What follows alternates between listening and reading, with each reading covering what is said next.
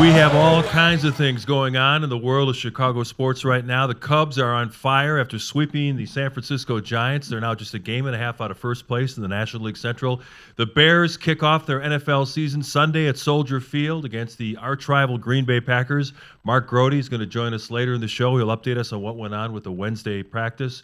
And basketball is not yet ready to go full speed, but the FIBA tournament going on in the Philippines, the United States has advanced to the semifinals after beating Italy. It looks like the stage is probably set for a United States-Canada showdown in the championship match. We welcome you into the episode 145 of the Gimme a Hot Sauce podcast. Our special guest this week, former Bull, Chicago area native Eddy Curry, is going to join us, talk about his rise and fall through the NBA and how he's really changed his life right now and trying to help other young athletes who've gone through some of the things he has. That conversation is coming up. Stacey's in studio. It's good to have you here. It's good to be back. It seems like I've been gone a long, long time, Mark, and it's good to see everybody. Everybody's excited to see me. I see Whispers come in. He's got his drink going there. You know, he started right. before we even started the show. Gotta get primed. He's ready to go. He's like Coach Prime. I'm so excited to have you back. Well, thank you. You know what? This is why we've been friends for over 30 years. For those of you who are following us on the live YouTube show, we always love to have you along. And if you notice we started a little bit late, it's because Whisper's like an old woman. He had to go to the bathroom after having a beer and a half. And we told him about the astronaut diapers years ago to just put on the astronaut diapers. And then if you got to go, just sit there. I was on the not pee till after 5 challenge. I made it. Oh, my God. All day. You got prostate issues, Whispers? What's going on over there? Not yet. You want You're anxiously looking forward to that, right? Well, you want to check it out, see if I got a No, problem? that's okay. No, we'll pass on that. A hard pass on that one, buddy. No. Go with the astronaut diapers. I think The Stacey had it astronaut right. diapers are the best. I'm telling you, no one will ever know you're going to the bathroom. Hey, let's talk about that tournament, the FIBA tournament going on. The United States hoping to bring home the gold. They are advancing to the semifinals where they're going to play Germany. Germany just squeaked by Latvia in a quarterfinal game today. So the United States, Stacey, lost to Lithuania, and the big story in that game was Lithuania had too much size, and the Americans had trouble getting your rebounds.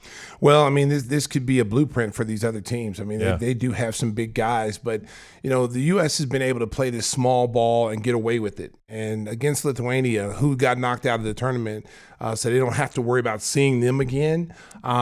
They showed a blueprint how to beat them. You know, crash the boards, get loose balls, beat them up. You know, that's a finesse team. It's a finesse team. The United States has a finesse team, and Lithuania is a very, very physical, you know, Valanciunas and those guys, very big, strong guys. They just powered them and just took advantage of them on the boards, and that was the difference.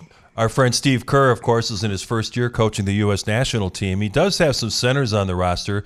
He has Bobby Portis, the former Bull, Walker Kessler, who had a great rookie season for the Utah Jazz, but he's been going small. They've been starting Jaren Jackson at center, and then when they go to the bench, they let Paulo Banchero play the 5. And like you said, that might be the Achilles heel in terms of being able to control the backboards. Well, for the United States, they want to play fast. They want to get out and transition and push the basketball. They got the guards to do it. They got the wings to do it. And then you got, you know, some stretch fours who are actually playing 5. Banchero can get the ball off the glass, start the fast break for you. So that has been the recipe for success against them. Now, as you start to play the better teams now, other teams are going to take the blueprint. Even if they don't have big guys, they're going to crash the boards, get second chance points, slow the tempo down a little bit, make them play half court, use some of the clock, not allowing the U.S. to get out and really get out and do the things they want to do. Slow the ball down, get good shots. They had a hard time. They've had a hard time in this tournament defending threes. And so you get a team like Serbia that can knock down threes. You know, you got, you know, Bogdanovic is having a heck of a tournament shooting the basketball. And Germany is no slouch. Germany, I mean, you got Schroeder, the point guard. They've got like 3 or 4 guys. That And are the NBA, Wagner brothers. And the Wagner brothers. They've got NBA players over there that know how to play, and they've been together a while now. So that might be a difficult game. I would not say that that's going to be a cakewalk for the USA. Yeah, and Franz Wagner had missed a couple of games because he had a minor ankle sprain, but he was back for the quarterfinals and played really well. And Schroeder's a guy that even though he's bounced around the NBA, when he plays for the national team with Germany, he turns into, you know, like this dynamic point guard who tries to take over games. Well, I mean, it's his team, basically. You know, when he goes back on his national team, a lot of these guys, Mark, when they go back to their national team, you know, they don't play like that in the United States in the NBA. but they know when they go back to their national team, they're the man. And so Schroeder's no different. He got into it with his coach the other day. He was, they got Daniel Tice there, another big guy that can offensive rebound, is a very good player, and he's playing very well in the tournament. But him and Schroeder got into it. The coach basically told Schroeder to sit down and kind of grabbed him. And Schroeder's like, hey, man, don't touch me. Don't put your hands on me, And it got kind of ugly there for a second. And then, Schroeder just basically said, hey, look, don't touch me. I'm a grown man. Don't touch me. And the coach is just trying to get him to calm down because both him and Tice were going at it, and they didn't need that to spill over. Plus, they were in a tough game. We need everybody's attention. And Schroeder basically said, hey, look, man, don't touch me. Yeah, he's been through the wars, no question, in the NBA. In the other side of the bracket, Canada advanced to the semifinals. They beat Slovenia today. I believe it was 100-89. Shai Gilgeous-Alexander, who was a first-team All-NBA selection, led the way with 31 points. I think R.J. Barrett had 24. And Luka got ejected. I mean, he is such a hothead. And he went to the podium afterwards. He said, I know. I talk to the referees too much. It seems like this is something that's going to be following him his whole career. He can't seem to get away from going after the referees. Well, in that big of a game, too, in that setting where that team counts on him. He's the main guy, and it's not just scoring, Mark. It's his passing ability, getting everybody involved, getting easier shots for everybody. When he comes out the game, and he's out the lineup, they're not the same team. They don't have Goran Dragic there to be able to help him at that point guard position, give him some leadership. When Luka's out the game, it's tough. But that was going to be a tough game for them to win anyway. Canada has been playing really, really well. They lost a game they probably shouldn't have lost to in the tournament, but they've got a lot of NBA players on that roster, and they are really, really good team. One of the teams that did not advance to the quarterfinals, the knockout round, but did earn a spot in the Olympics is the South Sudan. This is an amazing story. Our guy Luol Deng basically funded that whole program, and you see the video of him saying, we're going to Paris, and the star of the team, Carlik Jones of the Chicago Bulls, who had like 24 and 12 in the game that clinched the spot in Paris. This is an amazing story because so many of those players are like refugees and sons of refugees that, they came from nowhere and they're going to go to Paris to represent Africa. Well, Luol's done a good job of giving back to his country. He's basically built that basketball program from the ground up. And to watch them, from where you hear some of the stories, practicing where there's water on the court, flooded, having to work out at different places all the time. And, they've had to endure a lot. And to be able to qualify for the Olympics is, regardless of what they do, where they place in the Olympics, this is a heck of an accomplishment. And I tell you what, Carlik Jones has really showed really well. They had this thing on the world players, in this tournament, who's been playing the best. And Shai Gilgeous is number 1. You had Luka, I think it was number 2 or 3. Carlik Jones was number 4. Yeah, he was amazing. In the top 4, and there's a lot of NBA players in there, and he was number 4 in that world ranking. So I'm telling you right now, he's going to be on somebody's roster. Whether it's the Bulls or someone else, that kid can play. And if you watched him play, I mean, he single-handedly in some of those games carried that team. His getting to the basket at will, him knocking down shots, he plays with so much confidence. You saw him, at the G League games. The kid has so much confidence in his game, and he knows when to be a point guard and when to score. And that's something that is really hard to teach, especially young players, because they get into that mode, Mark, where they feel like they have to score to show the coaches that they can score. And when he came up and played with the Bulls on the main roster a little bit last year, that was one of the things that I noticed, that he had an understanding of the game. He understands the offense, where the ball's supposed to go, and he's a true point guard. It's just so tough because the Bulls have so many guards. It's like, where is he going to play? But the kid's going to be Spencer Dinwiddie. It's going to be in the same scenario like Spencer Dinwiddie, where Spencer Dinwiddie came up, played in the G League, went down to the G League, had a good game for the Bulls. Bulls didn't sign him. They signed Jaren Grant instead. Then he went back down to the G League and was there probably a couple of weeks, and then Brooklyn got him, and he's been in the NBA ever since. And I see Carlik Jones doing that too.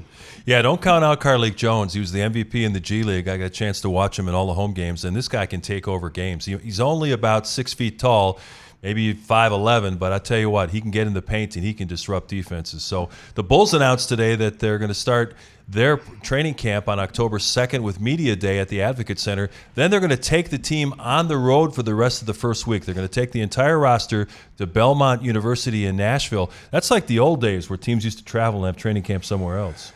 Yeah, I never had training camp anywhere else. Phil never was a big fan of that, But if I had to have training camp somewhere else, I'd be like, hey, let's go to San Diego, let's go to Hawaii. And Nashville's a fun place. Don't get me wrong, but if I gotta go for a week somewhere, like, hey man, let's go somewhere nice, where there's some beach and some sun and everything. So I'm a big fan. The Lakers used to do that. Yeah, go to the Hawaii. Lakers used to go to Hawaii, and I'm like, man, how come we can't do that? You know. But it'll be interesting to see because maybe it's a bonding trip to get the team in buying into what Billy's trying to do and the coaching staff's trying to do. Get them out there for a week to get together and then come back and get ready to play in preseason. And maybe this is something to get them bonding a little bit. So Whispers, if they want some fun in the sun, they should go to Fort Myers. They could all stay at your place afterwards, right? Oh, sure. But I thought this was all about at the end of the season when you go to Cancun or somewhere like that.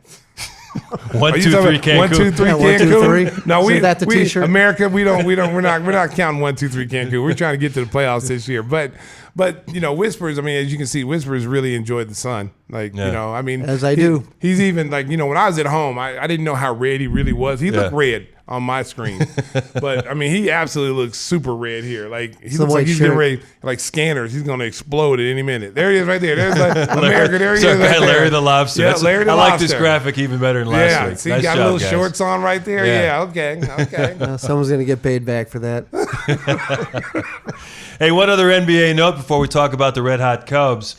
Christian Wood signs a 2-year deal with the Los Angeles Lakers. And it always seems like the rich get richer. These teams that have these huge payrolls, they figure, what the heck? We'll spend a couple million more and maybe $5 million more in tax to bring in a 6'10" guy who averaged like 16 points a game for the Dallas Mavericks last year. And Stacey, there's obviously some behind-the-scenes stories with this guy. He's been on 7 different teams in his 8 years in the league. So there might be some issues with him not taking coaching, not wanting to give effort on the defensive end, but what he's going to be asked to do, and LeBron's going to bring him in there and tell him, this is what I expect from you. Shoot threes, play respectable defense, and he can help those guys. Yeah, he can help. I mean, he's 6'10". He can shoot the basketball. Not much of a defensive player, at least over the last couple of years. I thought he was a better defensive player when he played in Detroit, but now he's kind of gotten away from that. He's more of a scorer now. And he's been out on the free agent market for a long time. A lot of teams had an opportunity to get him. There's got to be something behind the scenes why teams passed on him, especially knowing that Denver's got this big lineup. And you see the Lakers are trying to stack as many bodies as possible, but unfortunately they're not the big bodies. They're more lean athletic bodies. And, I just don't think, I think they'll be better, but I don't think they're going to be, big enough to be able to play against the Denver Nuggets in the series. Denver's still big no matter what. Lakers have really loaded up, though. The West is going to be fascinating. There's so many good teams out there this year. We'll talk much more about that as the weeks go on. But first, I want to tell you one of our great sponsors, our buddy Jeff Vukovich. When it comes to insurance for your auto, home, and business, make sure you contact the king of insurance, our good friend, nationwide agent Jeff Vukovich. If you're watching on YouTube, you can see his handsome face there on the screen. You can reach him at jeffvuk.com. That's jeffvuk.com, or the phone number listed on the screen, 847-825-4783. And it won't be long before Stacey's singing that jingle about 3 or 4 times a week. Yeah. The Golden Pipes they're ready. Nationwide is on your side. Wow, it's even better in person. Stacey was doing it from home, but it sounds really good right here in the beautiful Sriracha Studios. Buttery. And you guys are taking a road trip. The hot sauce is doing so well. You're doing a command performance out at Wrigley Field tomorrow with former Cub Kerry Wood. That's right. Stacey will be taking charge in a burger tasting and sitting next to Kerry judging some burgers, but it won't be that good until you put a little bit of that sauce on. You know what I'm saying? That's right. Yes, and we'll be having our sauce out there to put on the burgers. So I will not eat any burger unless my sauce is on it. I've already made that very clear, Mark. And the Cubs are saucy right now. Oh, they've got the best record in baseball since the All-Star break. Oh man, they play the Diamondbacks. They have 4 games coming 4 up against games. the So Diamondbacks. they've been winning these series. That's what we talked about, winning the series. You know, if they win series, tell them what they get. Their pitching has been doing pretty well. They're hitting the baseball. I'm telling you, man, right now. I mean, don't sleep on the Cubs. Woo, they're on fire. And they basically buried the Giants by sweeping the 3 games at Wrigley Field. And in the game on Wednesday, they got another good pitching performance from Jordan Wicks, the left-hander that they called up. He's won his first 3 starts since being called up from AAA. Guys are hitting. Seiya Suzuki's on fire. Cody Bellinger is having an MVP caliber season. And, it's funny. They almost, before the trade deadline, decided to sell because they were kind of floundering a few games under 500. And they were thinking, well, Bellinger's a free agent. Stroman can opt out. Maybe we should cash these guys in for prospects. Thank goodness Jed Hoyer decided to hold his cards because they've been on fire ever since. Well, I mean, they must have saw something. I mean, because they were really close. You heard, from the outside, they're really close to selling a lot of guys. Bellinger, I'm telling you, man, that kid can hit baseballs. Oh yeah, like, he is a big time baseball player. He hits clutch shots all the time. Whether it's a home run, whether it's a double, he just has a knack for the big play. And so you got to hold on to him, man. You got to hold on to him. Is that the wild card? Or is that the Central Division? That's the Central Division standings. With the Cubs winning on Wednesday and the Brewers losing, only a game and a half behind. They're catching them, and baby. the last 3 games of the season are in Milwaukee, so that could be a showdown to see who wins the division. Oh, that could be it. That could be exciting. And looking at the wild card standings, they've got a really good grasp. I saw one of the odds makers said that they're like a 90% plus chance of making the playoffs now, which is pretty impressive. Yeah, they've really turned things around. They were 10 games under 500 at one point in the season. Now they're like 12 games over. So really a great job by David Ross and the whole team. And Justin Steele, like 16-3, he could win the Cy Young Award. 16-3. Yeah. Wow. I tell you what, I don't know. Did anybody envision that? He's a homegrown pitcher, which is one of the problems they had. Even when they were having the great years when they won the World Series with Theo and all those good hitters, they couldn't produce any pitchers through the system.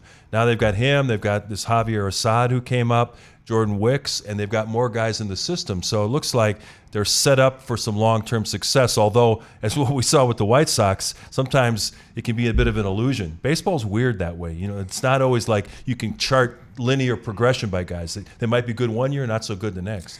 Yeah, the White Sox is just very unfortunate because, this is a team that, a lot of teams have picked over the years that they were, the good enough team to get to the World Series. And then injuries happen early in the season, guys missing extended periods of time, throws all the momentum that they could have, key players missing. You can't really defend that. I mean, injuries, we see it in the NBA level. When you get guys out of the lineup and they're their main players, you're going to have a couple of L's there, and it's going to be hard to get that momentum back. Yeah, it's been a death march for the White Sox as they try to get down to the end of the season and then make some changes with Chris Getz now installed as the head of baseball operations. Christopher Walken in the building. Can we sell some hot sauce? That's right, Mark. Thank you. Just had my favorite holiday because there's a lot of ribs on the barbecue with Labor Day is your favorite holiday? That's right. Why is that? Well, we're throwing meat on a fire. What's wrong with that? They throw you on a fire. Throw some meat on a fire. Yes. There's nothing better than the smell of burning meat. Sound like a serial killer.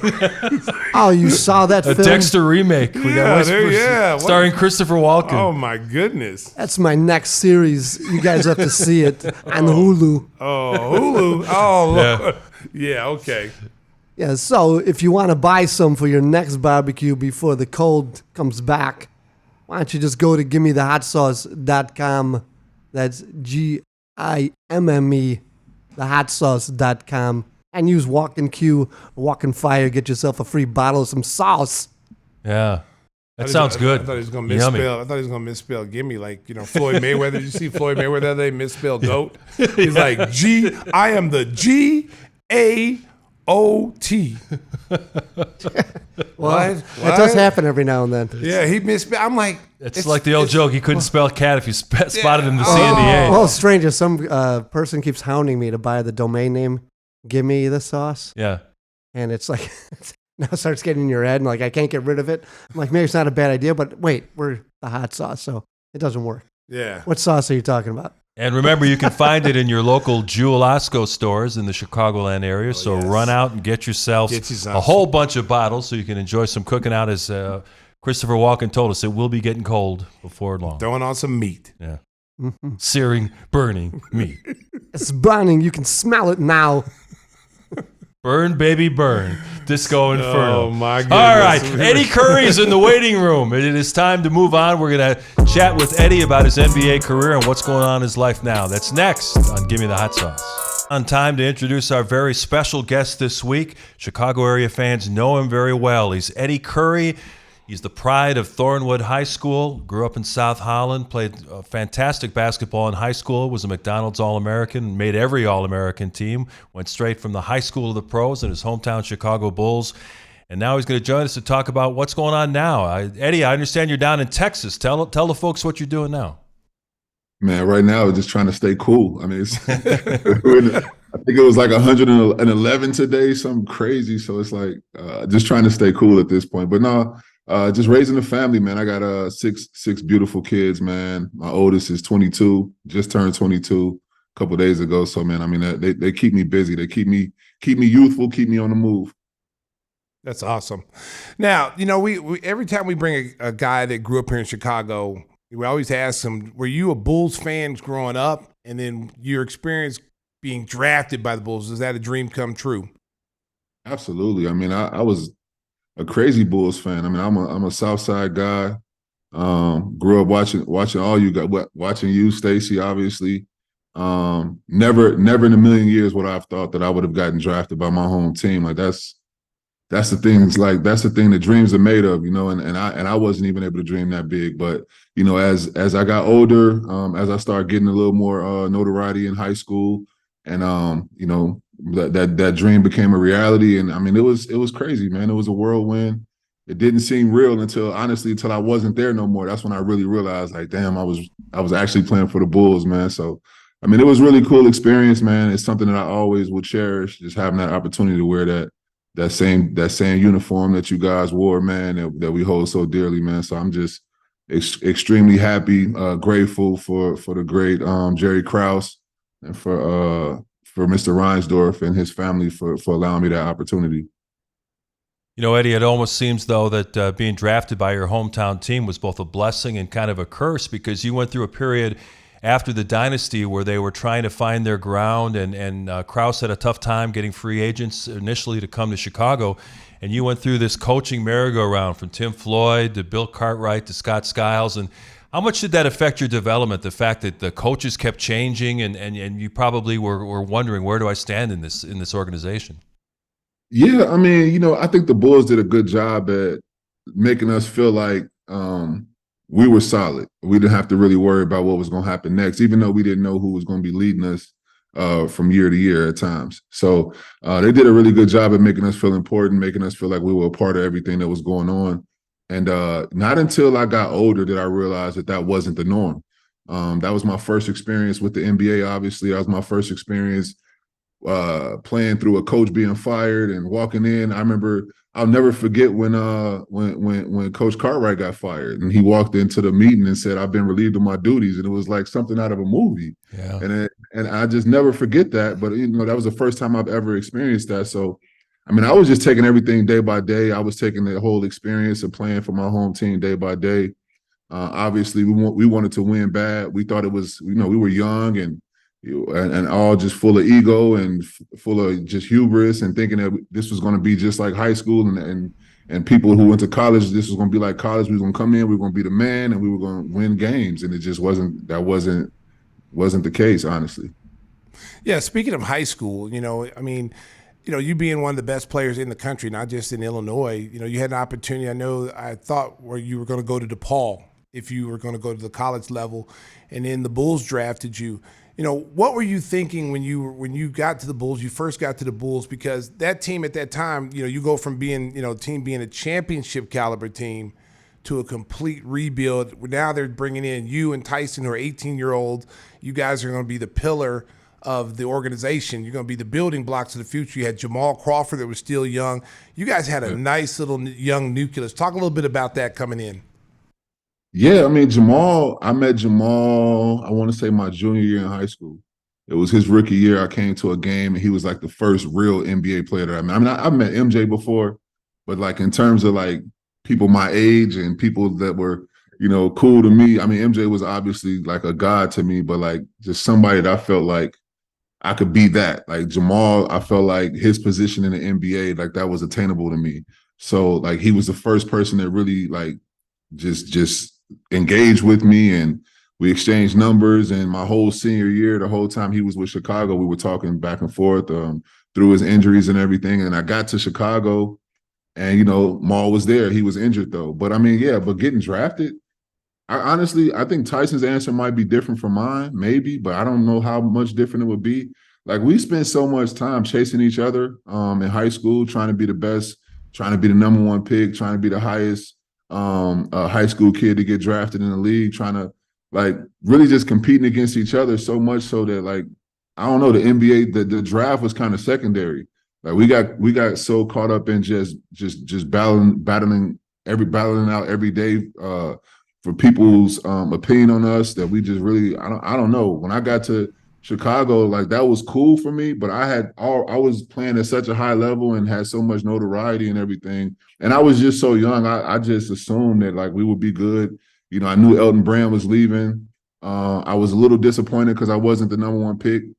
And I mean, the consolation gift was I got to go home. So I mean that really set in on me later on after the draft. Like maybe when after I talked to Mr. Reinsdorf and I got back to Chicago. That's when I started really feeling excited about it. But just everything building up to the draft, like I wanted to be the number one pick.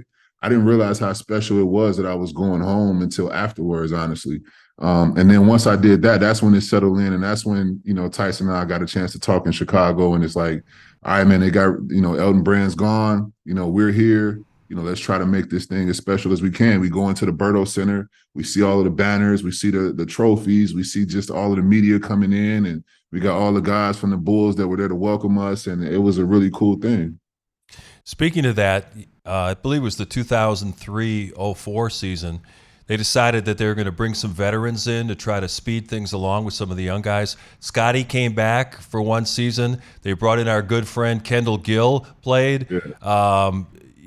Jalen Rose, I think, was on that team. What was that like with these vets? Were they all over you kids? I mean, did they help you, or do you think that some of the criticism was a little bit harsh? Because Scotty was hurt a lot. He didn't play much that year. But what was it like with Scotty and Kendall and those guys?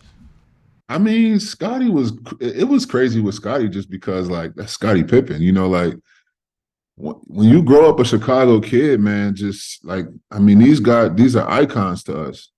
So like I see how people look at Derrick Rose, and I understand it because I know what it was like to see Scottie Pippen, to see Michael, Dennis Rodman, to see Horace Grant. Like everybody knew everybody on the team when you're from Chicago. So to be in a locker room with him, to ride the bus and pull up to hotels with him and play games, like that was crazy. He's in the locker room, like it's really Scottie Pippen right here. Like it's like, man, what's going on? So I mean, that was amazing. Honestly, like I said, I was young, man, so I really didn't buy into it. Of course, there was definitely like a lack of players really wanting to pour into us because I mean, we were there to take a lot of guys' positions and things like that. And a lot of guys didn't like the opportunities that we were given, even though I feel like today's NBA is a lot kinder to younger players, especially in our case. Like they took their time with us. They didn't just unleash us and let us start and let us play a bunch of minutes right away.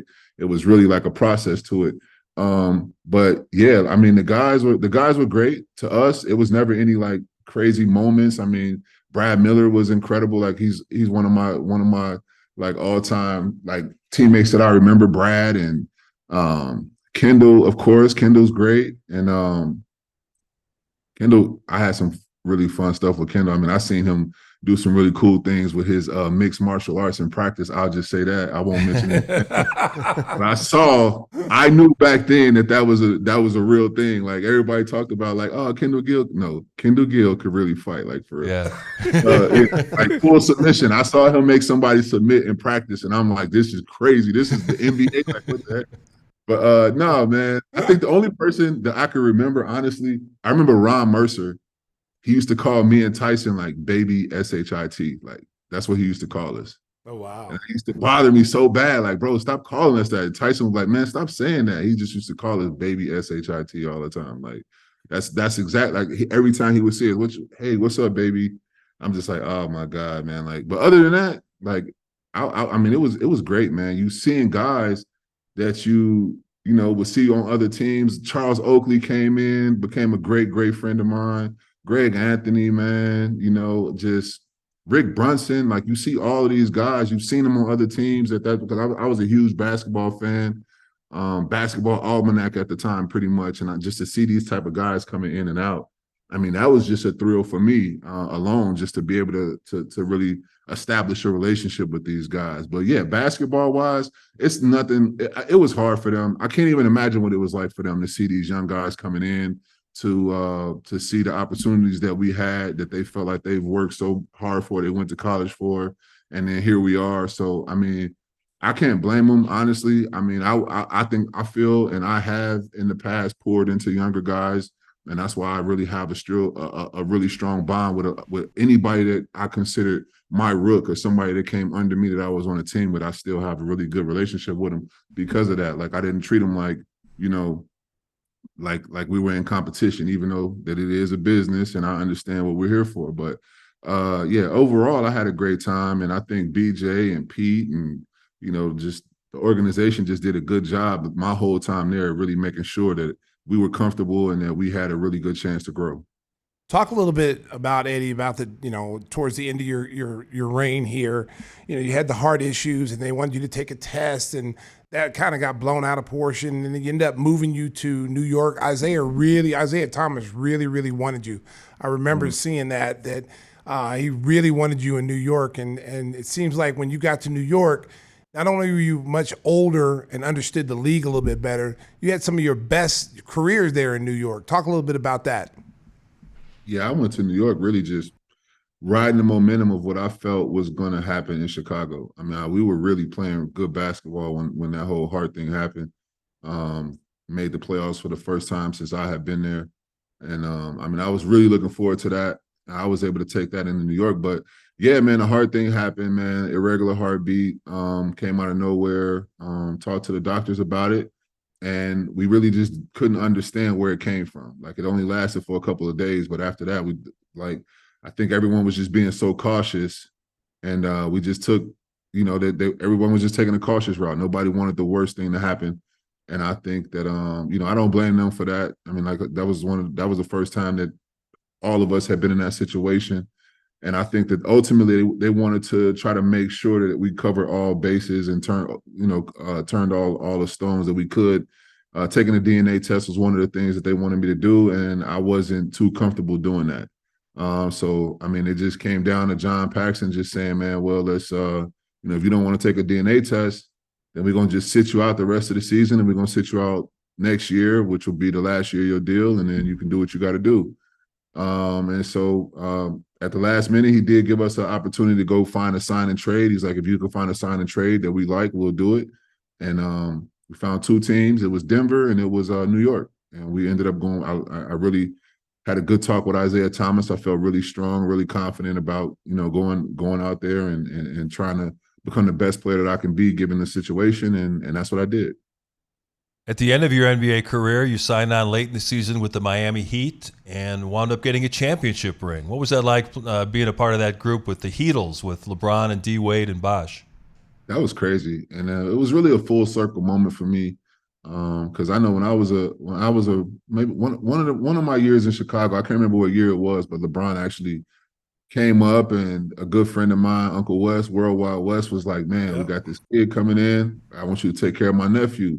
His nephew ends up being LeBron James, and I'm taking care of him and Maverick and Rich and all of those guys, and just making sure they have a good time, because he was playing AAU up at Julian High School and stuff. And he actually broke his wrist that summer. So it was a really cool time, really good introduction to LeBron, and it really formed a really lifelong friendship between him and myself and Maverick and Randy and Rich and all those guys, man, just because, you know, I saw the grind and I understood what they were trying to do. I mean, they were they were a well-oiled machine back then. They understood what it was. They understood that LeBron was the prize, but they understood that they were not just there to ride his coattail. And each of those guys had a specific job that they really did outstanding job with. And I think that they should be, applauded for that. But yeah, man, that actually, played into me going to Miami, gave me the opportunity to play with D Wade. I played with D Wade and played against D Wade in high school. Played with them in AAU, so we had that friendship there, and you just never know how far these friendships will take you. Especially at that time, they could have gotten anybody. They basically just let me be along for the ride and handed me a ring at the end. So I mean, I'm eternally grateful for those guys and Pat Riley and the Miami Heat. And man, yeah, that was a really, really cool experience. Seeing it, firsthand, going into a game, going into a series down and watching LeBron just turn that thing around, putting it on his back. I'm sure it was very reminiscent of what you saw firsthand, Stacey. Yeah. So it's crazy. I mean, you know what it is, man. Like, you see those games and it doesn't mean you're a quitter or anything like that. But sometimes you just feel like, okay, this game is over. And you got some guys that's like, no, this game is not over, bro. Like, they understand the gravity of what losing certain games would mean. And I mean, they really do everything in their power. They're able to pull something from somewhere and rally the troops and figure out a way to get it done. And that was really cool to see firsthand. Talk a little about your experience in Miami, the Heat culture. That's people think that's blown out of proportion. I played there when Pat Riley's first year there. The Heat culture is real, and the way they do things, it's like a business. And everybody falls in line. No one's bigger than the team. Talk a little bit about your experience playing there. Yeah, I mean, I watch how closely they pay attention to body fat percentage and your weight and things like that. And it's like you almost at first you like kind of fight it, but then you see LeBron's got to do it, and you see D Wade's got to do it, and once you see those guys are buying into the same exact thing that they're trying to make me do, it's like, who am I to think that I'm bigger than what's going on around here? Once you see. We got two practices a day during training camp, and you got guys sleeping in the arena. They bringing in beds for guys to sleep in the arena. It's like, who am I to go home? Why would I not stay here and sleep? So it's one of those things. Udonis Haslem was the heartbeat of that team. He really made sure that all of those traditions were really carried out. And it wasn't like you're gonna do this or else. It's just like I said, man, when you got everybody in the room, uniform, one goal, and doing all that they can, I mean, you find yourself, wanting to do every single thing that you can to try to, just be a part of this chain that you feel something special can happen, and that this bond that you're building is going to be special. Did they pull out the bikes? What you mean? The stationary bikes, they pull out the bikes. Oh, of course. That's what makes it fair. Man, hey, when you walk in the gym, you see like 16 like Cybex bikes. You're like, oh man, and it's like riding like Tour de France. Yeah. It's not like you just pedaling. You pedaling routine. Oh no. Tell them, Eddy. Like guys will tell you like they'd rather be like this is one team where when you're injured, it's like you'd rather be playing. Yep. Just because you injured, you're gonna work, man. Yes. You walk in, you got the bikes. I mean, there was days we would come in and they'd be like, okay, we're gonna have an off day today. And it's like, but an off day consisted of bringing in a lady, a spin cycle, doing a spin cycle class. So a lady would come in and put all of us through a spin cycle class. Like, it was crazy. Yoga, you name it. Like, they were anything that they felt that could really just keep pushing that idea of just work and hard work and hard work and hard work, really just trying to see who's gonna fold, man. Yeah. I think that's what it's about. So that at the end of the season, this group of guys that I have been tested, man. We pushed them to the limits and nobody broke. And the ones that did break, we got up out of here and we got the guys who want to try to pull this thing out with. Did you guys do the 17s before training camp? When you walked to the gym, no what? balls? I see. Like, when I tell that story, people think I'm crazy. No, that's a real thing. Like, I know when because I actually was gonna go to Miami the year before that. Like and what happened was, like, Tim Grover was my trainer, and he's like, well, the first thing we gotta do is we gotta get ready for this conditioning test, because you're not even gonna go there if you can't pass this test. And it was just so grueling. It got to the point where we called Pat and was like, hey, let's just do this next year. Like, I just knew it was no way. Like, I was in decent shape because I had just left New York, But I was just like, you know what? Nah, let me just have a whole summer so I could really get my body together and then really have an opportunity. Because I knew, like you said, Stacey, man, it's no joke, man. I seen it. And the crazy thing was, I would watch LeBron do this. He would have times where he was injured or wasn't playing or whatever. And before the games, he was running those 17s, bro. Yep. Like faster than anybody I ever seen. Like a robot, bro. It was the craziest thing. And it was so contagious that he would run them. And next thing you know, you like, man, I just finished putting in my work, but I didn't run those 17s. All right, come on, let's go. His name was Bill. I don't know if you had Bill there. He was the strength coach. His name was Ferran. Bill. Yeah. Bill Ferran. Yep.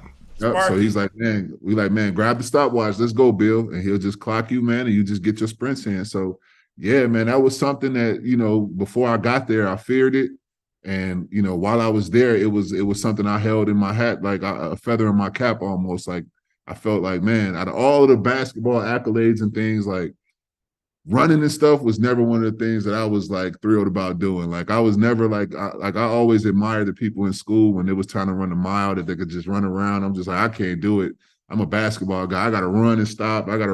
So, but no, I was in like the best shape of my life. Like, I even look back at pictures of myself and I'm like, geez, I need to go spend some time in Miami for a little bit. It is true. Back. It's true. Yeah, You'll be, I'm going to tell you something. You'll be in the best shape of your life. And it's constant. I mean, every single day. I mean, I can remember when Pat was coaching, there was like 5 off days. No, there was really no off days. Like every day was, and an off day, we'd go to a movie.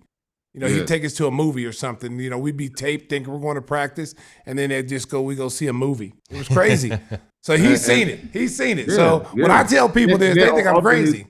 Yeah, and on off days, all you thinking is, let me make sure I'm being mindful of what I'm eating, because when I go back, Bill is gonna be doing body fats and body weights. Like you're gonna be on the scale, and he's gonna be pinching your fat, pinching you with the little thing. Yep. I'm telling you, like that's you knew that's what you had to do. It would be nights like after, it would be the night before practice, but it would be a day after, like a day off. And you would see guys just coming in at night, going into the sauna, or coming in early, hitting the sauna, just because they want to make sure that when they get that pinch that they're tight. Because like he don't play about that. Like if your numbers are off, he's gonna be sending all of that to Eric Spoelstra and to Pat Riley, and then you're gonna have to go into the office of Pat. And I don't know if you guys have been to Pat Riley's office, but it's pretty intimidating, man. Yeah, like I'm talking about, he's like back in the shadows and like the spotlight is on you, man, and it's like all you can see is like the bottom of his face when you're talking to him. You don't even see like what he's looking at. It's the craziest. It's the craziest thing, man. It's the craziest thing, man. Well, speaking of challenges, now's the part of the interview, Eddie, where we let our guy Tim ask you a question. So buckle in. You never know what he's going to ask. Oh, no, this is nothing bad here. Most people don't know, Eddie, that you were 100% three-point shooter during your career. How would that translate today as big men shooting threes now, do you think, if you're playing now? Oh my God, man! I still be playing, Tim. Like, I still be playing. Like it's so funny because like coaches knew that I could shoot. Like Isaiah knew that I could shoot. Like he actually drew a play up for me to shoot the three, to make the three, to send us into overtime against Milwaukee. It's like one of my only threes that was made was a real design play for me to shoot the three in the corner over Dan Gadzuric to send us into overtime. I had like 40 something points that game. So, I mean, he knew I could shoot, and it just wasn't, I was just ahead of my time. And I blame my parents all the time for like, man, if you guys could just held out a little longer, man, like I could have just really strung this thing out. But no, man, it's funny though. The funny thing is like now all of the kids know me because like they put my card in 2K, and I'm like the best center in 2K because I got this big body and I'm agile and I could dunk and I could rebound.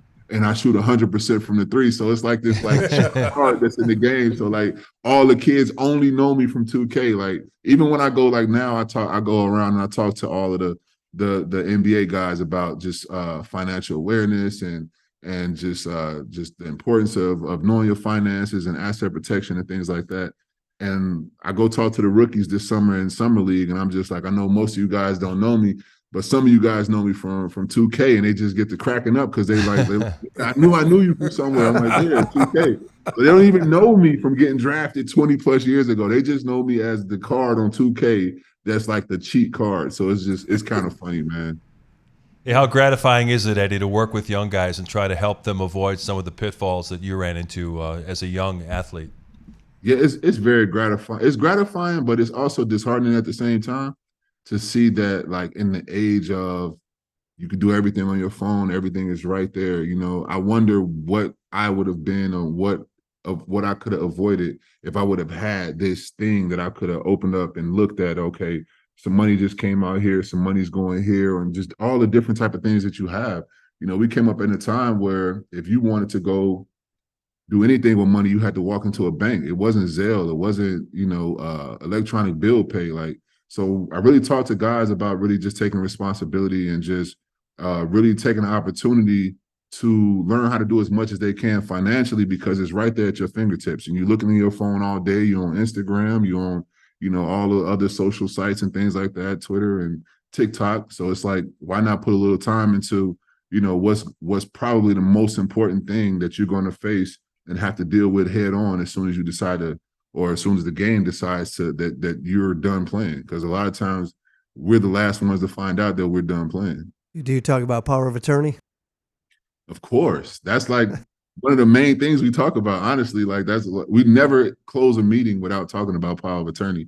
And it's like I said, you'd be amazed at how many guys have no idea about power of attorney. You'd be amazed at how many guys don't know about prenuptial agreements. They don't know about common law marriages. They don't know that common law marriage can apply to the homeboy that lives with you too. The homeboy that's been surviving off of you and you providing this lifestyle for so long. Certain states will honor your friend coming to them saying, hey, I should be provided this type of lifestyle still, even though I don't work for him no more. So, I mean, it's a lot of things. It's a lot of blind spots out there, and it's a lot that still needs to be done to really help the guys.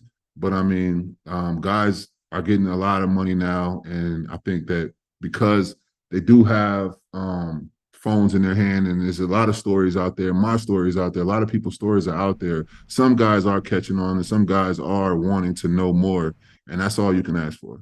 Yeah, that's what I was going to ask you, Eddie. You went around speaking to all these young kids.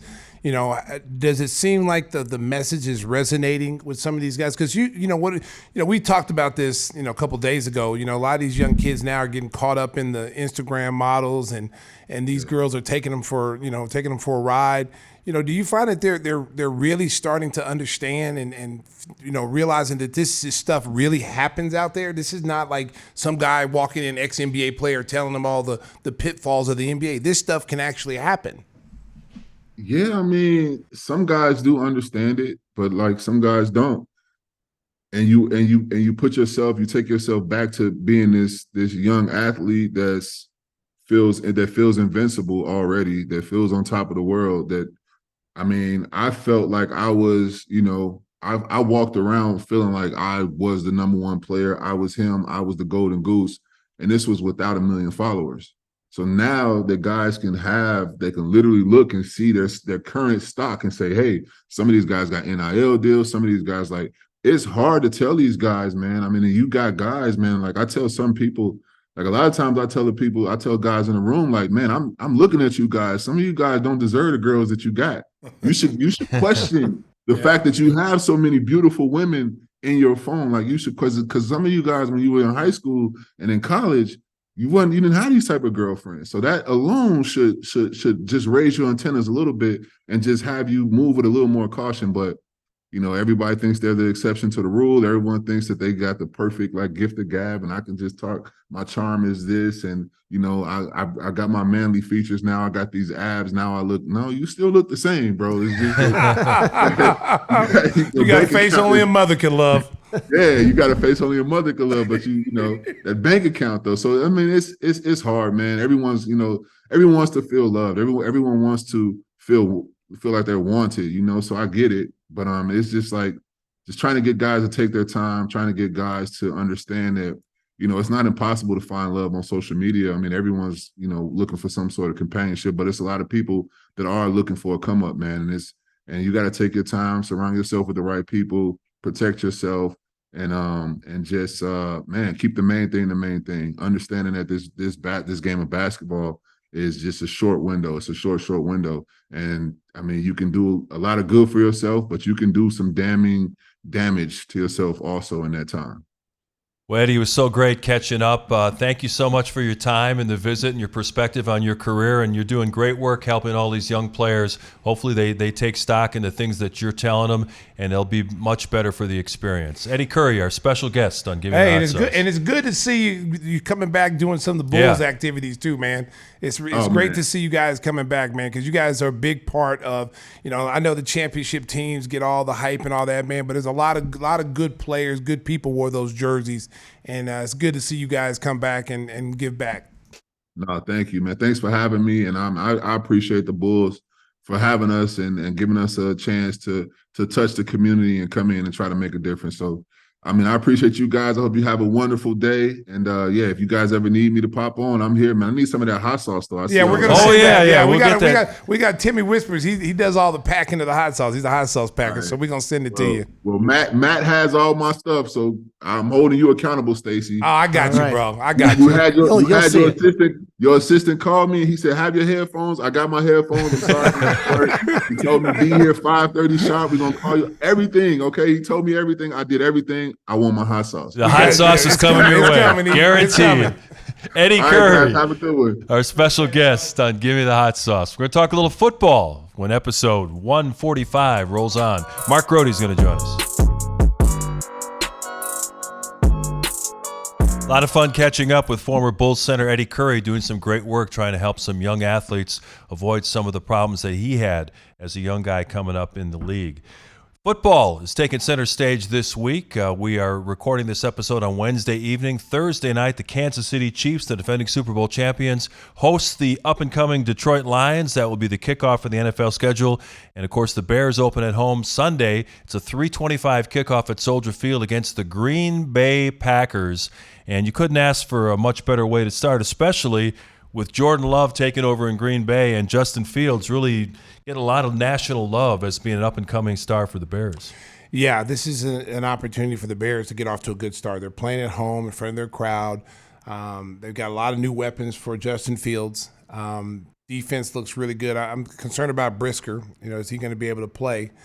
Because then you'd have to put an inexperienced safety back there, and you don't want any of their main guys missing. We talked about that with the White Sox not having guys missing games, and they can't afford to have that. But I tell you what, we don't know what Green Bay's going to look like. No one knows what they're going to look like. Aaron Rodgers is gone. Love, when he has played, he has struggled. So we do not know which Green Bay is going to show up. But if you're Bears, you don't care. You just want to beat them. They're a rival. Beat them. No matter what the score is, just beat them. It's a 17-game season, but when you really look at it, this game holds a lot of importance for both teams. The Bears, they've lost so many games to Aaron Rodgers and Brett Favre over the years. Finally, they get an inexperienced guy, like Jordan Love coming in, as Mark Grote joins us now. Mark, how you doing? Mark. We'll throw this question your way. How devastating would it be for the Bears to lose at home to a guy that in making not his first NFL start, but his first time taking over the Packers offense? I have been saying this out loud and in front of any microphone that people put in front of me or that I am allowed to speak in front of. This is a must-win game for the Chicago Bears.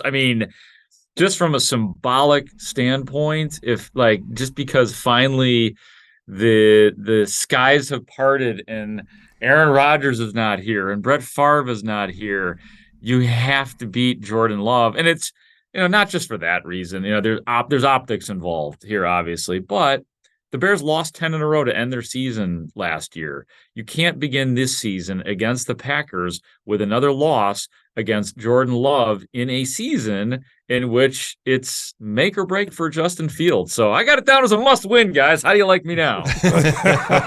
I agree. I totally agree with you, too. I mean, you got to get off to a good start because we don't know, Mark, what Green Bay is going to look like. We have no idea what team's going to come on that field. They're missing a lot. Their defense is not going to be as good as it's been in the past. You got a quarterback who's inexperienced, and when he has played, he hasn't looked really sharp.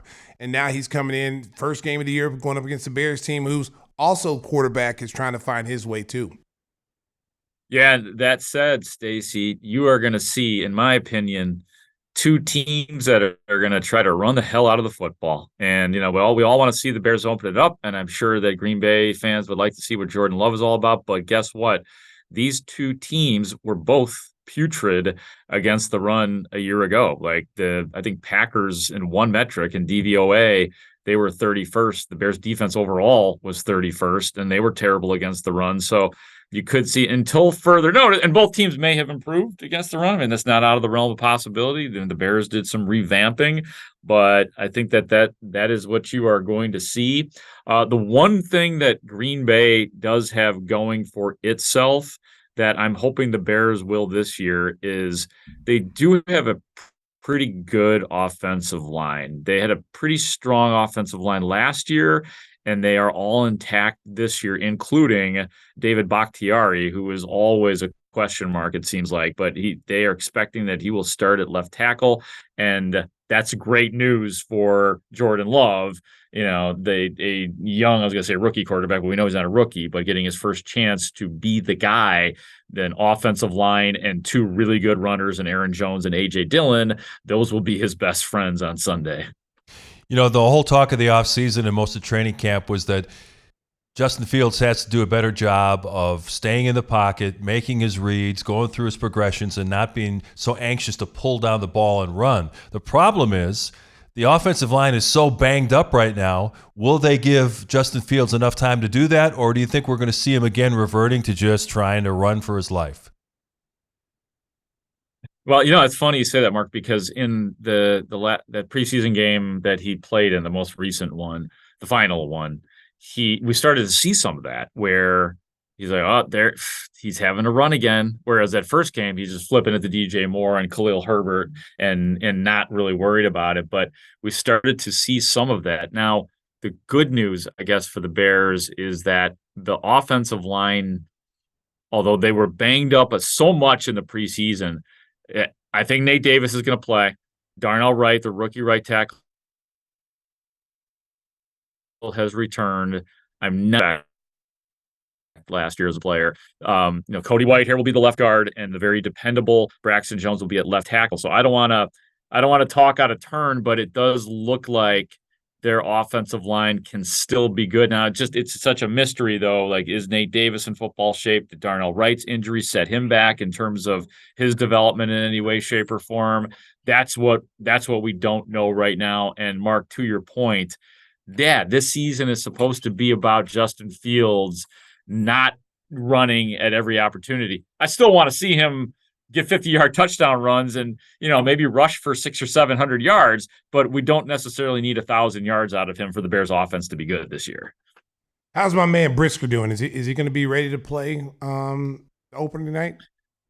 Yeah, he was down today, guys, because the first injury report actually did come out, and they have Brisker down as limited on this injury report, and the injury is a groin injury. So I guess it depends on the degree of it. My best guess, guys, is that he will play. And the reason that I say that is because he did speak to the media on Monday. That is atypical. Like, if guys are hurt, they're probably not going to want to talk, or they certainly don't have to. And he did. He was at the podium taking questions from anybody who had him. So my best guess is that he's going to play, but right now it is what it is. He was limited in practice with a groin injury. It should be fascinating. Two teams that we don't know a whole lot about for certain, kicking it off at Soldier Field in the season opener. Hey, Mark, I'm going to be out there covering the game for the mighty ABC 7. So nice. You're not on the field anymore, so I'll see you in the press box, right? Yeah, man. Hopefully they'll have a good spread up there. I mean, they've been pretty good. They'll have meatball sandwiches, I think, in the last press box. So it'll be good to see you up there, Marky Mark. We're gonna get you two guys gonna be up there. You know, get to a Bears game one of these days. Yeah, too? I plan on getting out. If they start off slow, I'm gonna get the headset and down there, just like I'm calling a Madden game, and I'm gonna call the offense. I'm gonna be the offensive coordinator. If they struggle, Mark, I'm putting the headset on. I'm telling you, I'm acting like I'm playing Madden. So I think it might be pretty good. Oh man, I like the Expos hat, by the way. Yeah. Stacey. Oh yeah, always a good look. Old school. Love it, baby. Love it. Thank you. Mark Rohde, our Bears insider. Kind enough to join us every week on Gimme the Hot Sauce. Mark, I'll see you Sunday, okay? Yeah, it'd be great to see you, Mark. Take care, guys. Have a All good right, rest. be Thanks, well. Mark. Hey, let's talk a little college football before we get out of here. How about Coach Prime? That everybody's talking about that. He walked the walk, or he talked the talk, walked the walk. I mean, it was very impressive the way his team came out and beat a ranked TCU team. I tell you what, he's got those kids believing. Actually, his. Yeah, well, his kid was good anyway. Both his kids can play. His son on the defensive end, Shiloh, had 10 tackles. So he's a safety. But his quarterback son, I think everybody was talking about, he's a low grade quarterback. He's not that good. He's played in the lesser division, and he threw the first 500 yards thrown in Colorado football history. And he's got those kids believing. And if I'm another team, seriously, when the game is over, I'm telling my team to get to the locker room. Because he's like Deion Sanders is like, what do you call a Captain Steal a Hoe? He's like, steal your girlfriend from you. You know what I'm saying? He's talking to all the top players. Hey, you don't know what he's saying, okay? But he's always gravitating to the top players, and people want to play for him. So if I'm the head coach of TCU, I'm rallying my kid like cattle. Let's go, boys. It's cold. Don't talk to Coach Prime. Hey, man, just wave at him, say congratulations, and go on to the locker room. Because I was watching Deion. Deion went to their stud running back, their wide receiver. He's talking to everybody, man. And I don't know what he was saying, but yeah, you got to watch him. He's that guy that steal your girlfriend. You're watching. Yeah, Colorado came in really with not a lot of national respect. They are already ranked in the top 25. I believe they're 22nd this week. And his son, the quarterback, Shedeur Sanders, who passed for 510 yards and 4 touchdowns, he's listed amongst the Heisman favorites, is the two-way player. The two-way player, Travis Hunter. Yeah. I mean, that kid is phenomenal. Yeah. I think he played over 130 snaps on offense and defense. I don't know if he'll be able to do that for a full season. You just got to hope that he stays healthy. Now, where they're going to get in trouble is that their skill positions are just as good as anybody in the country. Their defense couldn't stop anybody. Their defense can't stop. They couldn't catch a cold. Yeah. Okay, so they're they don't have the depth at the line, the defense and offensive line. That's going to be a problem. But they're gonna. I'm gonna tell you what. Their first 3 games, they've got. They got TCU. Knowing they were down, they were supposed to lose by 20. You got Nebraska at home, and I think you got Colorado State at home. Yeah. So they could possibly be 3-0. And, if they get 3, they only won 1 game last year, so he's already ahead of the curve. He's already tied. The 1 game he did win, he's already tied. So they got a chance to be 3-0. They still got to play USC, UCLA, and if your defense gave up, 30 against TCU, I can only imagine what they're going to do against USC. And the funny thing is the Pac-12 got blown apart by all this expansion. Man. They were 13-0 through the first 2 weeks, that conference. You know what? It's really sad because, all this realignment and – these teams leaving their conferences. There's no more rivalries anymore, which kind of stinks. This will be like the last year that you'll see teams have rivalry games. It just takes away from the fan bases. I know, the money is there for the universities, the presidents. This is what it's come down to. But you just miss those rivalries, man. Wow, you just miss those rivalries. I think the Big Ten will probably be the only one to continue to have the rivalries. How about Florida State knocking the Southern accent right out of Brian Kelley's mouth with that big win? Both teams were ranked in the top 10. It was a little surprising how dominant Florida State was in the second half. In the second half. In the first half, I thought LSU was the team that was the more dominant team. They were up 3 at halftime. Yeah. I thought they had control of the game. But as the game went along in that second half, Florida State just routed them. I mean, it was just a beat down.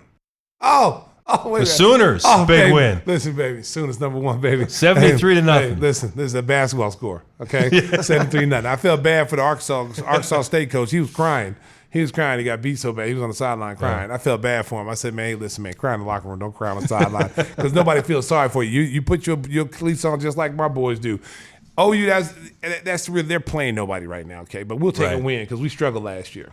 It's a good way to start, 73-0. Hey, time for one of our favorite segments here. It's What Are We Watching? Brought to you by our friends at Biggers Mazda. Their sizzling new Elgin location at Randall Road is the biggest Mazda store in Illinois. Biggers is offering a bottle of Stacey's signature hot sauce with first test drives of new or pre-owned vehicles. It's your choice. Everything from the coolest SUVs to the stunning Miata. So join the fun at 2100 Randall Road in Elgin. At Biggers Mazda. Stacey, what have you been watching? Put it up there, boys.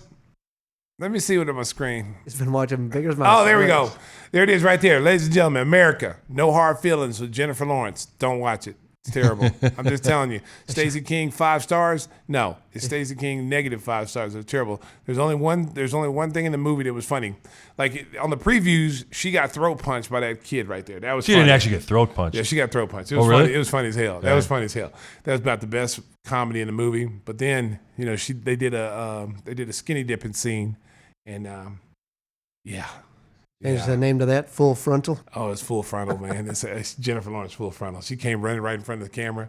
I rewinded like 3 or 4 times to make sure that was her. Stacey got the telestrator out for that one. Yeah, I did. I got a telestrator. See, I think because sometimes they have body doubles, Yeah. so I wanted to make sure that was her head. It's like, you remember that Sharon Stone? Yeah. Remember when she did the Sharon Stone that had the white dress on? And what was it? What was the movie called? What was the movie called? Basic Instinct. Yeah. Basic Instinct, and she did cross the legs and uncross the legs. I remember going to Michael that movie. Douglas, right? Yeah, Michael Douglas. I remember going to that movie, Mark, and every seat in the place was crowded. There was no seats. I had to sit up front. I had to sit right up in the front screen, which I never do. You had to. I yeah. had to. Yeah. But it was one of the best decisions ever made because I was able to see Sharon Stone. Thought it was a scratch and sniff. Hey, up Oh, close come and on personal. now. Oh, I'm Hey, sorry. come on, Hey. man. all A right. scratch and sniff. Wow. And sometimes they throw a merkin in there too. You know Mark, what that is? literally, my head was like this the whole time. I was like, oh, but it was worth it though. My neck was hurting, but it was worth it, baby. See, Francisco does. Shout out to Sharon Stone. I see you there, Fran. Yeah, he just saw the movie. No, he he just saw it. heard what I said. Sometimes throw a merkin in there. Oh wow. You know what that is? No, what is that? These stage guys know. That's the fake pubic hair they put on women. Wow. Okay, That's what it's called. We have children. Help me out, guys. Jeez. So wow, this guy just finds all kind of like side things. How did you know that? I have no idea, but He knows God. everything. What do you got for Yeah. the folks whispers? What do you got this week? Freak. I was watching Winning Time, but then I got just looking for something. Started watching this the Doom Patrol, the DC thing. I'm like, oh, Is it animated? it is so bizarre and so out there. A lot of swearing and nudity and just. Right up your alley. It's just That's Yeah. right up your alley. But I'm like, and it's Brendan Fraser's the star. So you're like, what is Really? going on here? Yeah, it's just Does he still look like the whale? no. He was Okay, good. he wasn't wearing the suit. Ooh. He's wearing You another seen the suit, whale? but No. Oh, you got it's a good movie. It's excellent. But I tell you what, I was a man, little uncomfortable. yeah, I'm telling you, man. Hey, Brendan, he should have won the Oscar for that. Just, He did. He just yeah. sat in the room the whole He time. did, he did win the Oscar. That's what I'm saying. He should have won. That was a Yeah. great role. That was a great Just for role. the eating scenes alone. Oh man, he was huge. Yeah. He was huge, man. Didn't he had a class? He was a professor. He had a class, and he never showed his face on the Zoom, like how we have Zoom. His is always dark, and they only heard his voice. And then someone would have to drop off the papers for the class or whatever. It was so sad, man. It was sad at the same time, but it was good for him because he got his career going. I don't know why he got canceled. He got canceled for something. I don't know why. The troubles with his wife. But because he's always been I thought it was the George of the Jungle was the reason why he got canceled. That was the worst movie ever, America. Okay, the things you do for your kids. My kids want to go see their. I saw that too, They, my my kids, kids yeah. want to go see Yeah. George of the Jungle. I tell you what, if I could have got my money back from that, it was the worst Yeah, that movie was bad. ever. Wow. Hey, the HBO series Hard Knocks wrapped up yesterday with the traditional episode where they're making their final cuts to get down to the 53-man roster. You know, it's funny. It almost seems like the political correctness has gotten to HBO because, they used to show guys going to the office and getting cut. Yeah. And some guys are like Bring your almost playbook. crying and Yeah. they're taking they don't do that anymore. They showed the story of two guys who made it. So Yeah. the undrafted Yeah. guys, and then they saw said, that. "Congratulations, you're a New York Jet." And they quickly show in the distance guys walking out of the exit with the bags over their shoulders. They didn't want to have the coach telling them, "No, you didn't make it." Sorry, son. I liked it when they used to do. So the guy would come to him, say, "Hey, Coach so and so wants to see in his office. Bring your playbook." And then you knew when you had to hear that bring your The playbook. dream is over. The dream is over. And then they go in there, the camera being there, and I mean it was emotional for some people. Yeah. But I guess some of the players probably don't like that, Yeah. But at the same time, it's the realness of the show. But did you see the cuts at the end where they ran out and handed these guys participation awards in the parking lot as they were leaving? No, they didn't. Stop it. Whispers. Hey, listen. Instead Man. of having that poignant TV, what they did was they had Aaron Rodgers got there and talked for like almost 10 minutes about this UFO that he and a good buddy had reportedly seen like 15 years ago, and they had all these effects and stuff. And then they also showed the Jets. A bunch of guys went to see the MJ, the musical, Yeah. which was a good thing. I mean, they had some of the actors in there, but there was very little cut down and looking ahead to the season. It was just, all these side stories. So I think HBO kind of missed the mark this time around. It was the Aaron Rodgers glorification series. Yeah, basically. it was all about Aaron Rodgers, and him being there and him being the savior.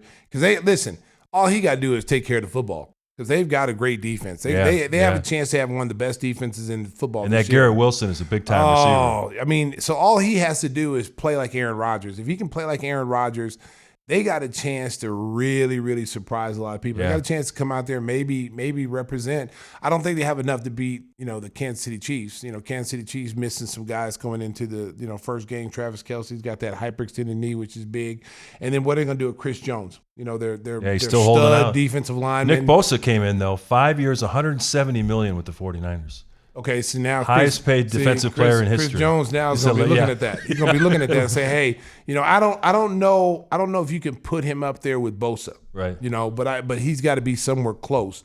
But they may try to move him. They might try to trade him. Kansas City's one of these things like we'll just plug somebody else in there. Everybody thought they were going to be bad without Tyreek Hill. Like, oh my God, Pat Mahomes doesn't have Tyreek Hill. What are they going to do? They bring in some other people, and their offense didn't miss a beat. Bears will take Chris Jones, that's for sure. Oh, yeah, they want to send him over here. Take him.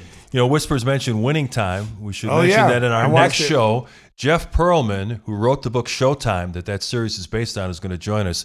He's got some amazing stories about how the show was cast, how the show was produced, and they're trying to find more people to stream the show because they're in danger of not being brought back for a season 3. So great show. If you love that era of Lakers basketball, it is hilarious. The last episode with Pat Riley punching the chalkboard, and the whole thing with where Jerry Buss goes up and tries to introduce the new coach, but they don't know who the coach is. And that was real, too. Jerry West didn't want to be the coach. Hell no, I ain't the coach. Pat Riley's the coach.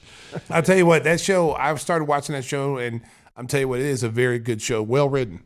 So Jeff Pearlman is going to join us. He's also written books about Walter Payton and Bo Jackson, among other sports legends. We'll talk to him about that and a whole lot more coming up next week. And the show, our live taping is moving to Mondays. So we're going to do our live YouTube show on late Monday afternoons, and it'll be available for you early Tuesday morning, the podcast on Odyssey and all the major platforms so that you can follow it. That's a major move, America. Yeah. We're leaving Thursdays. So make your plans. So we'll have red hot reaction coming up after the Bears games on Sundays, and the NBA season is not very far away as well. So is your guy Mike waiting for you in the parking lot? Yes, Mike is out there, and it's so good to see Mike today. Mike's back's feeling a little bit better. He sent the girls home. He decided that the Doublemint twins. He decided that he wanted to rest, and he's been resting for a week. And Mike's going to be busy. He's worked today, and he's going to take me tomorrow to the Cubs game. And if Tim gets there on time. You better be on time. At 3 o'clock. He's not there. We're out of here. We're leaving him. So, America, remember I told Tim to be at my house at Thug Mansion at 3 o'clock. If you're not there, you're leaving, okay? And if you're going to the Cubs game tomorrow, look for Stacey King. Look for me. I'll be out there. I'll be the tall guy, and then I'll be next to a guy that's awfully red. And you'll be thinking it's a lobster, but it's actually Timmy Whispers. He'll be with me. And Mike will be there too? Yeah, Mike's there. He's my bodyguard. Right. He's a 5th degree black belt. And anybody comes up on me with bad intentions, Mike's going to take him down, bad back and all. And Larry the Lobster. Larry the Lobster. There he is. Look at those shorts. I have those shorts. It's time for the Windy City Read, boys and girls. I know America's been waiting for this sexy voice, so here it is. Windy City Limousine provides championship service. Making a reservation is so easy, it's a slam dunk. Let Windy City break the full court pressure of traffic and get you to your destination in style and on time. Contact Windy at 847-916-9300. Again, that's 847-916-9300, or go to WindyCityLimos.com and ask for Mike Amaroff to drive you. Okay, Amaroff. That's W-I-N-D. Oh, Jesus. Oh, my goodness. I should have stayed at home. It's great to have you back. The show's a lot more fun with Stacey in the studio. Here. Oh, my God. This guy's on my nerves over here. He's like athlete's feet. You just can't get rid of him. That's right. Jock itch. More like crabs. I thought it was a lobster. No. Nobody wants that. No. Nobody wants to talk about that. Nobody wants to talk about that, buddy. Hey, we want to thank our special guest today. Eddy Curry was fantastic. Hope you enjoyed that conversation. I want to thank Mark Grody for bringing us up to date on the Bears. We will be with you on Monday talking about the Bears-Packers game. Jeff Pearlman will join us to talk about Winning Time and a number of his best-selling books. So make your plans to join us. We'll be at you about 5 o'clock or so live on YouTube on Monday. So thanks for watching. Stacey, time to say goodbye. Hey, shout out to my crew and my crew out there, the Sriracha crew. The guys are doing a great job out there. Dangerous D on the mixing board. We got Ben. You know, Ben's the guy, the crash dummy. He crashes his bike every so often, gets hit by cars, but he's still here. He couldn't get on the train today. They wouldn't let him on the train with his bike. I don't know why. You know, I think of some racial discrimination. They're thinking lawsuit. Yeah, he's been injured. I don't know, too man. many times. And then we got Francisco. We got Francisco over there. You know, he's doing his thing, always doing his thing. Great job. These guys are doing a great job behind the scenes. So shout out to the Sriracha crew. We love y'all. And drive home safely, Chicago. Beep, beep. We'll see you on Monday.